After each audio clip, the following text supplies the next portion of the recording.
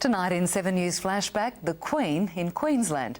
In 8 days, our monarch will visit Brisbane for the 8th time. So much has changed since her first visit in 1954.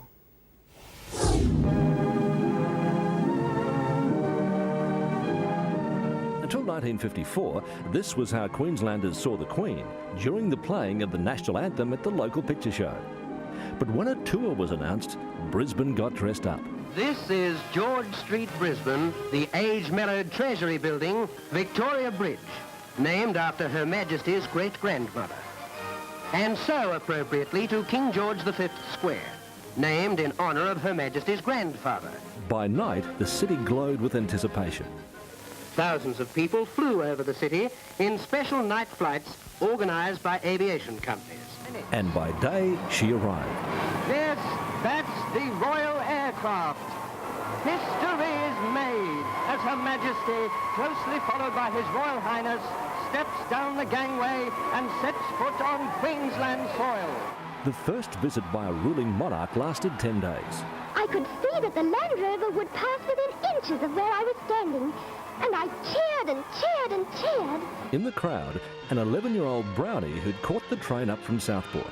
The thing that was so exciting about that first visit, she'd only recently been crowned Queen.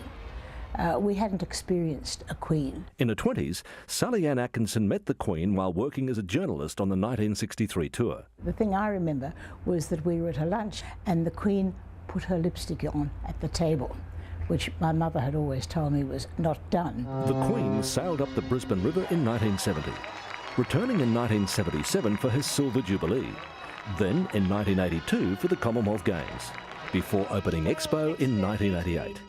By then, Sally Ann Atkinson was her host as Lord Mayor.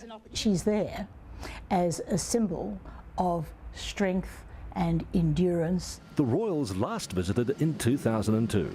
And Monday week, they're back, flying into Brisbane Airport before cruising up the river to South Bank, where they'll meet disaster victims and reopen the flood-ravaged Rainforest Walk. Since 1954, Brisbane has changed from a big country town to a global city, but remaining the same.